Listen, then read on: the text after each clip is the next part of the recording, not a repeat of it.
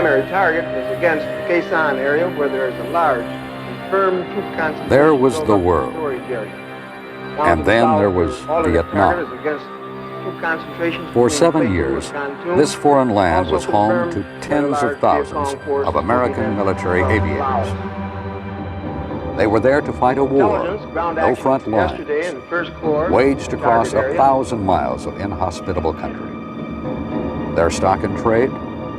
Airstrikes, on call. They were the hand that evened the odds for the soldiers on the ground. It's O Dark 30, in Nam. This is what it was like.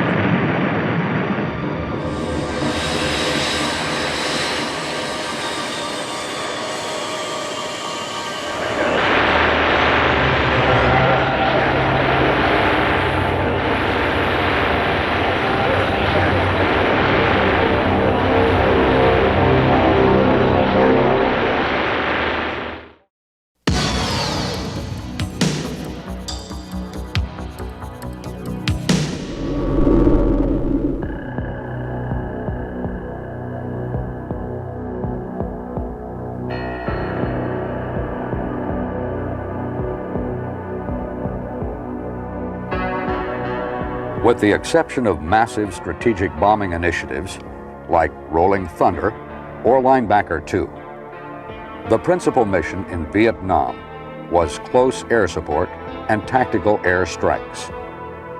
Road cuts, trucks parked under trees, depots and marshalling areas, harbor craft. In one form or another, the pilots in Vietnam were ground pounders, chinking to the target, rolling in, pickling their bombs, firing rockets or strafing with guns.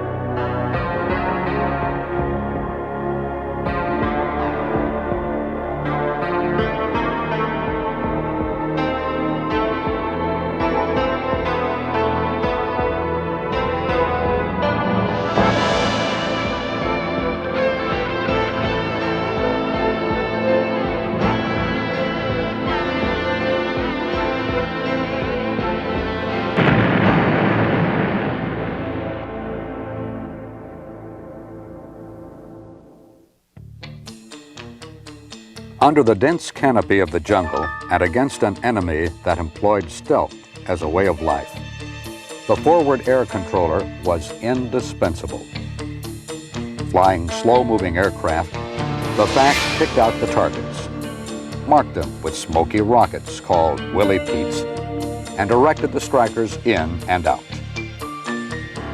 Deployed with the troops or airborne, FACs were experienced fighter pilots that knew what a fast-moving attacker needed to get their eyes on the target.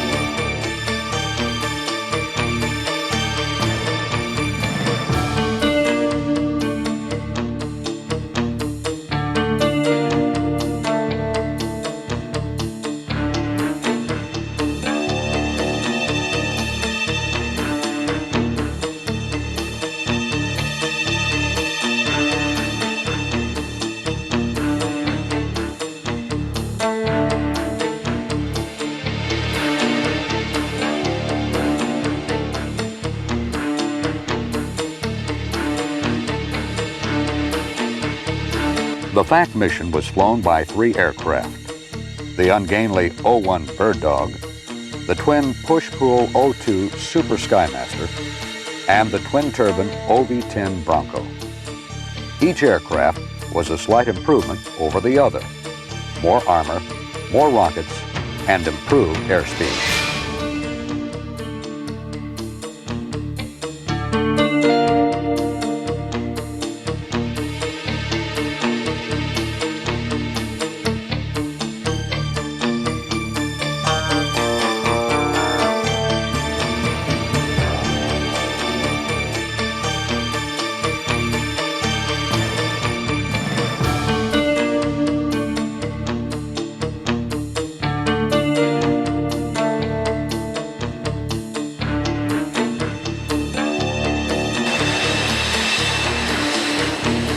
F-100s and F-4s later joined the FAC mission. Codenamed Misty, the F-100 FAC role was known among the pilots as the Misty FAC. Misty FACs differed little from the O-1s, save this: because of the faster air speeds and higher stalling speeds of the jets, each mission was a grueling 4-hour flight in a 5G envelope.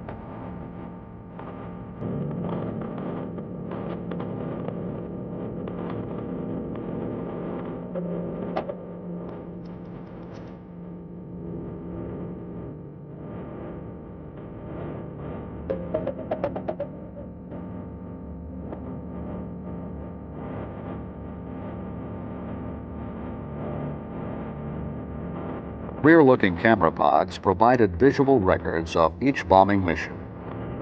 Because the attackers flew in close proximity to the ground, footage from their high-speed cameras was useful in post-strike damage assessment and intelligence reports.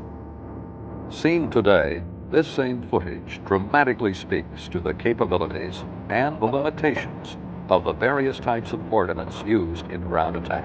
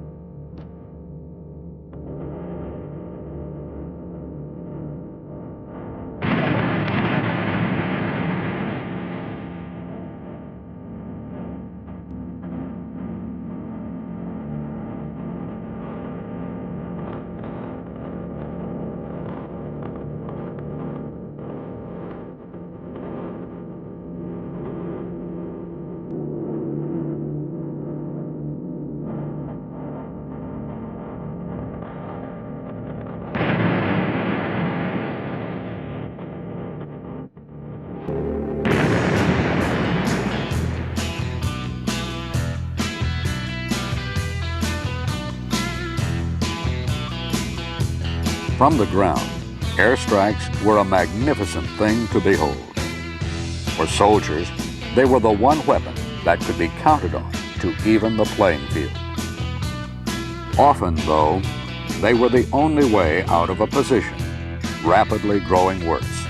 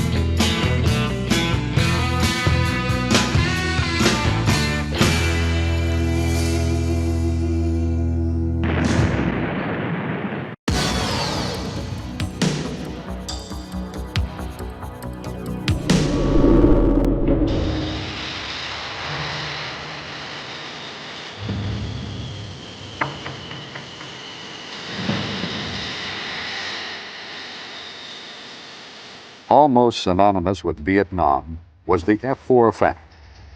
Its telltale shape and smoke trails, the unnatural whine as it approached, left no mistake about it. One of the most powerful in-theater fighter aircraft was fast upon you. The Air Force, Navy, and Marines all flew the F-4.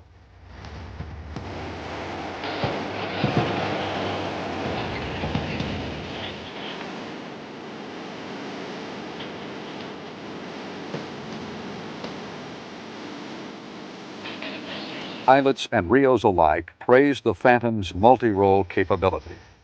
By merely toggling a few switches, a double Uglies aircrew could transition from air to ground to air, and fight their way home. In this extremely low-level pass, the F-4's wingtip vortices curled smoke from the bomb blast down into the trees.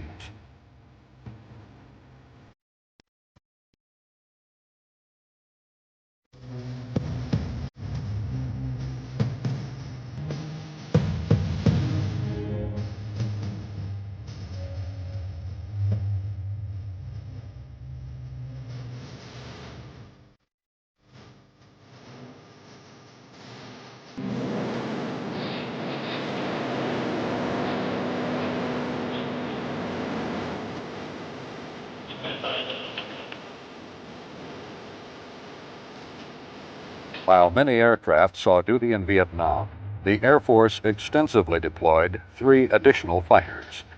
The F-100 Super Sabre, shown here, the A-1E Sandy, which was also deployed by the Navy, and the F-105 Thud. The F-100 was America's first operational supersonic fighter and carried both bombs and rockets.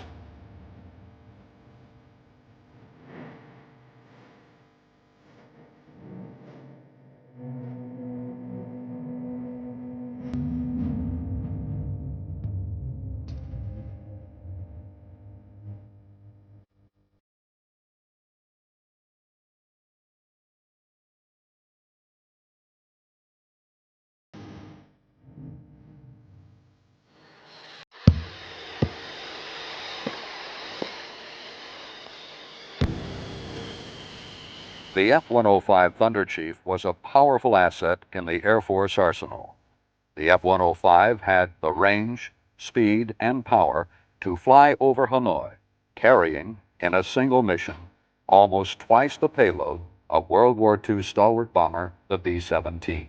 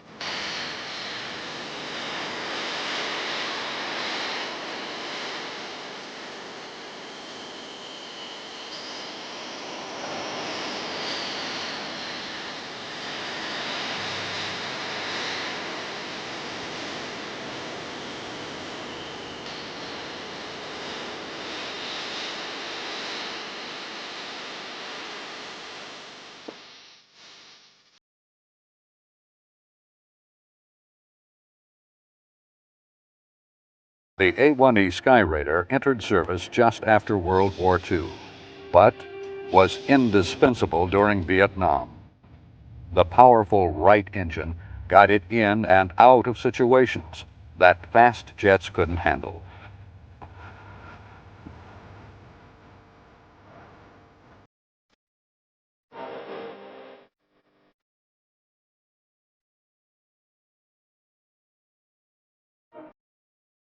Indeed, pilots called it the most effective close support aircraft in the world.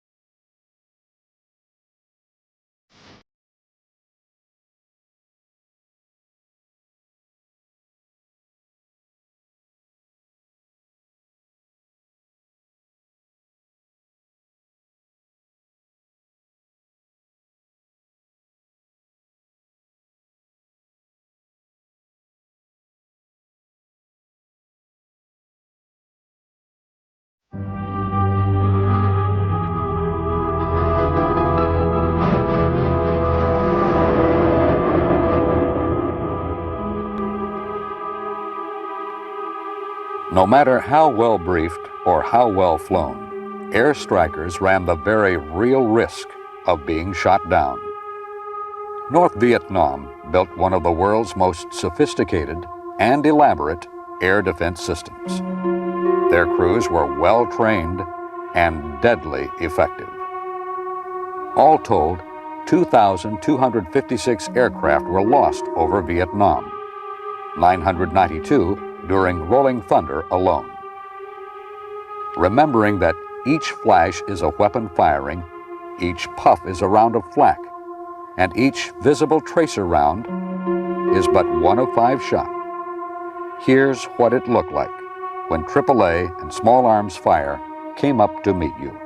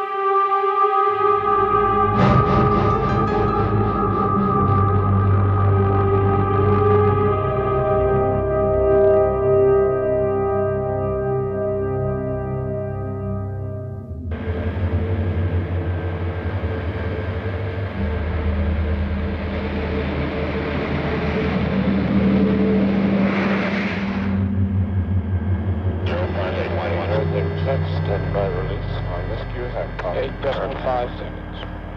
Right now, 059. 059. On track at this time, looking good. Co-pilot, this is pilot. Yes, pilot, go ahead. Okay, how's the temperature? No story of over there? Vietnam is complete without mention of the Buff, the B-52.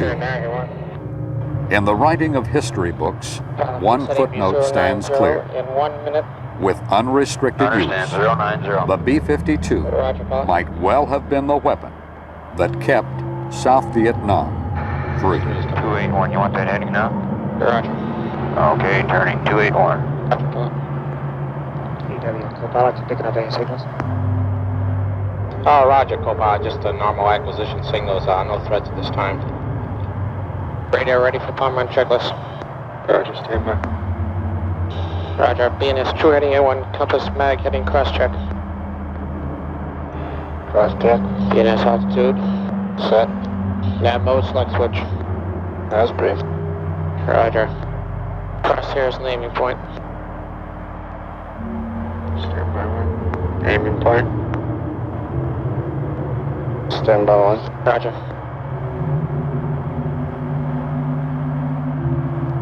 Lock now, sit in. Roger. Checking. Number one. Looks good. Let's go back to. Roger. Okay, set. Roger. Offset switches as desired. As desired. Your primary control function switch bomb. Bomb. Pilot, what directions PDI pointing? It's about 6 left. Could you center, please? Centering PDI. Primary control function switch bomb. Going bomb now. You're bomb. Roger. Duration check, you ready for it? Roger, go ahead. Roger, release circuit disconnect. Connected, light on. Indicator light switch. It's on. PDI center. Roger, pilot racks loaded light switch. On. Master bomb control switch. It's on. Release power switch. It's on. Bomb door control valve lights are off. Roger, checked out. Bombing system switch manual. Manual. Bomb doors open at 30 TG, coming up on 30 TG. 30 TG. Roger. Yep, engine are coming up. Roger. Doors checked open. Roger, that completes the checklist. Ready, now. Doors open. Roger, standing by release. PDI center. Roger. Coming up on southbound, 060 now. 060. Flying. On southbound, and down 5, 4, 3, 2, 1. I got the time going. 8.5 is what we want. Stand by to release. Ready, now. Bombs way.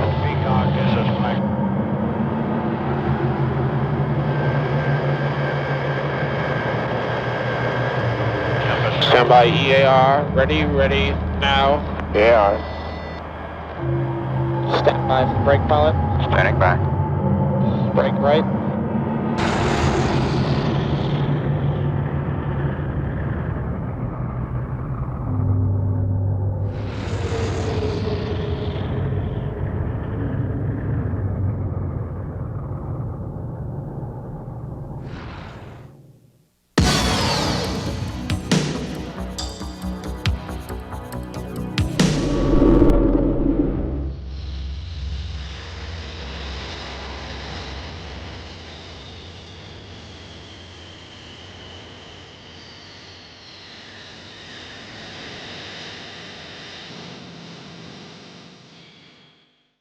America found the going tough in the air.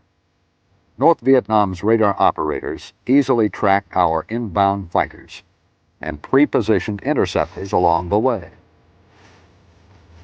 MiG-17 and MiG-21 pilots had a heyday, jumping our jets when they least expected, firing a missile, then fleeing. Colonel Robin Olds set about to change all that when he initiated Operation Bolo. One set of fighters were positioned as decoys, while another stood ready to pounce. 7 MiGs went down that day. And this is what it looked like in the gun sights.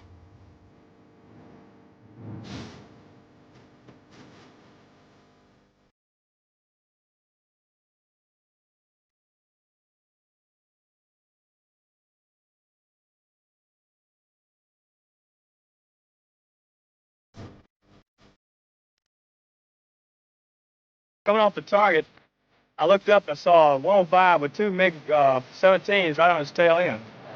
And so I broke into one of them, started firing at him as soon as I got in position.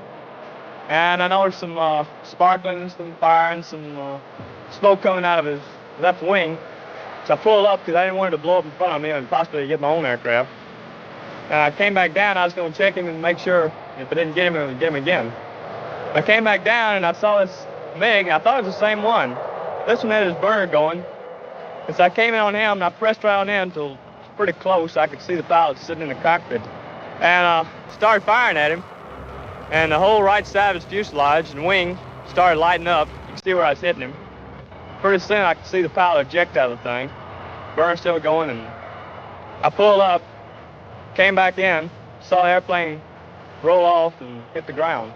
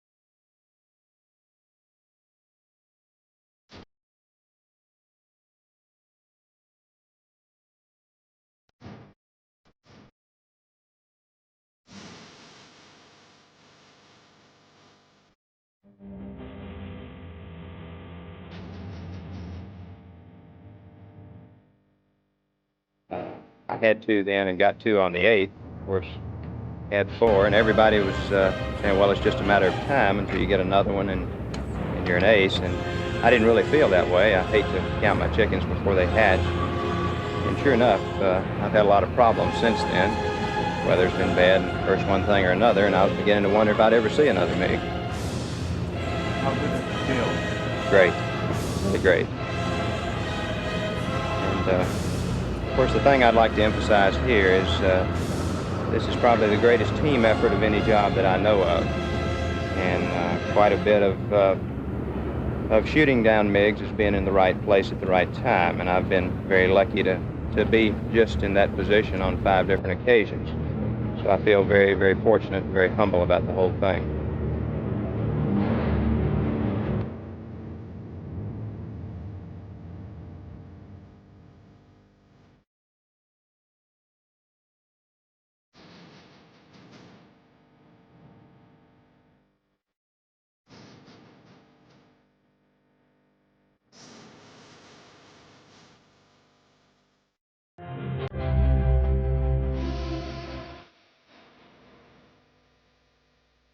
$3,883 lives were saved because of search and rescue. It is one of the most remarkable stories of Vietnam. SAR units and pilots alike knew that the chances of rescue were good if they could get to a downed pilot in less than 15 minutes.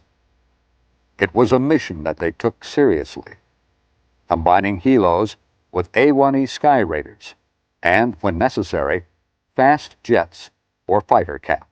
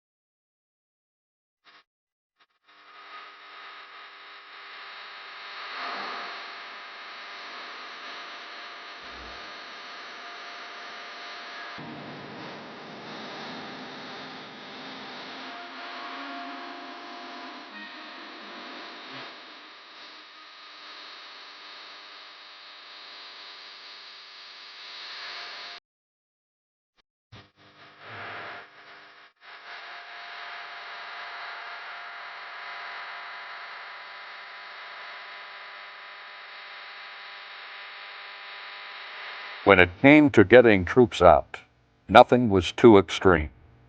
The deep jungle canopy is quickly clear when this bomb, the Instant LZ, was used.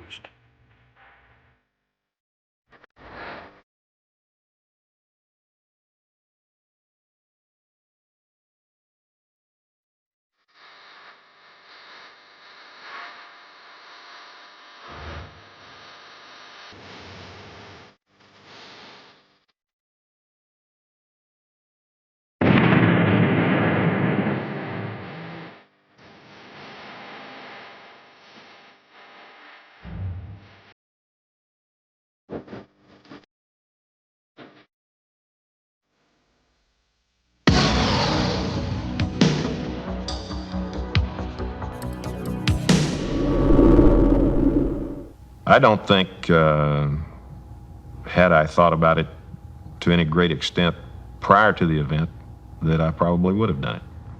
I think it is merely something that happened at the time. You have to be crazy to do what he did, in a sense. He risked it all there to do something that, as far as we were aware at the time, had not been done before. Bob Pardo and Earl Amon were captains in 1967, stationed at Ubon Royal Thai Air Base, Thailand. On March 10, 1967, backseater Bob Houghton, Earl Amon, Bob Pardo, and his backseater Steve Wayne were in the same flight on a bombing raid over North Vietnam.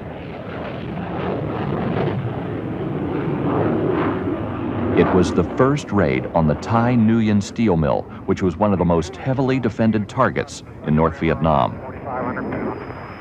Roger, I'm going to hold 240 here till we get to Red. I'm just crossing the river now, Steel. Red River? About 20 miles from the target, you didn't have to concern yourself with navigation any longer because you could locate the target simply by the amount of flak that was present.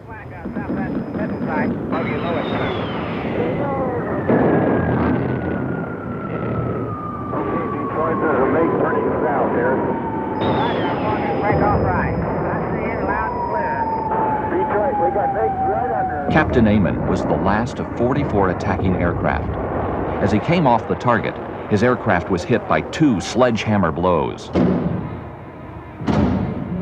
Looking down at his instrument panel to assess the damage, Amon found that he was losing fuel. Ordinarily, he should have 7,000 pounds of fuel left, but his fuel gauge read 2,000 pounds and was rapidly dropping. Realizing that he wasn't going to make it to the refueling tanker, he quickly climbed to 36,000 feet to improve his gliding distance after his fuel ran out. Captain Pardo followed, trying to figure out some way to assist Amon. It just sort of occurred to me that if he would jettison the drag chute, perhaps I could put the radome of my airplane in the drag chute compartment and push him towards the tanker. After Amon jettisoned his drag chute, Pardo tried to move in behind Amon, but the turbulence from the aircraft was too great. The only thing left was if he would extend his tailhook, perhaps the tailhook would extend down below most of the wash. Earl was very critically low on fuel. I suggested that he shut the engines down and save that little bit of fuel. We moved in under him again and were able to get the tailhook of his airplane up against our windscreen. The hook is swiveled, and he could only push when we were directly aligned with one another. And as soon as the alignment was off, even slightly, the hook would slip off of his aircraft. So we would push for maybe 15 or 20 seconds and lose our balance and slide off to the side. Back up and reposition and come in and do it again. And although the tanker was still pretty far south, I thought with the push that we might make it and not have to eject. The windshield did start to crack, sort of like a spider web, I guess. There's a small piece of metal that extends off the bottom of the hook that was gouging holes in it. And the more it began to look like a spider web, the more concerned I became. I was afraid that if the windshield did break, that I wouldn't have time to get the throttles in idle and back away from it before it hit me. So I decided that I would move the hook down below the windshield. There's a small metal area just below the windshield, just about the size of the shoe on the tailhook. And so we put it down there and continued to push. We pushed him an additional 88 miles, far enough to be in friendly territory in Laos.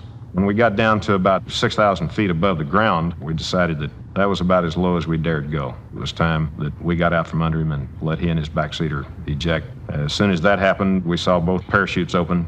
We did not have enough fuel to make it to the tanker. Steve and I ejected.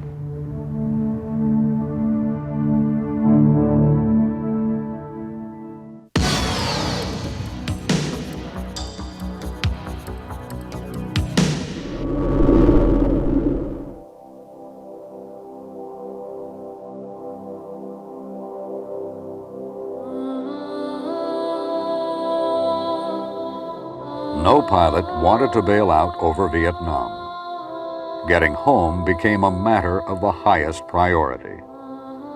It was with a sigh of relief that a pilot reached a friendly airstrip, often in a jet that under ordinary circumstances would be unflyable.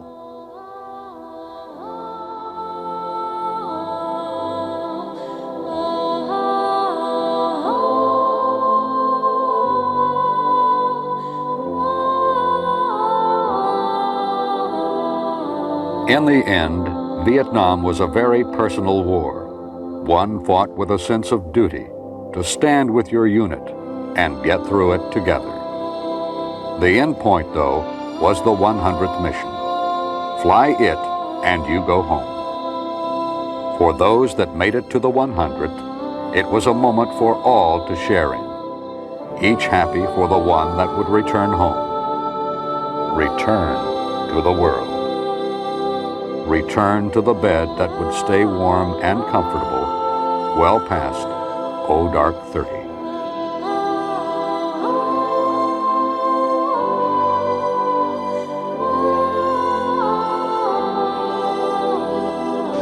V had told us for so long that the American public wasn't behind us, but yet they were out there hollering, "God bless America." You could tell that there were the Americans that fought in every war since time began, since we've been a country. It made you proud again to be an American. Proud that maybe that we did something there, that it wasn't all in vain. There were Americans behind us.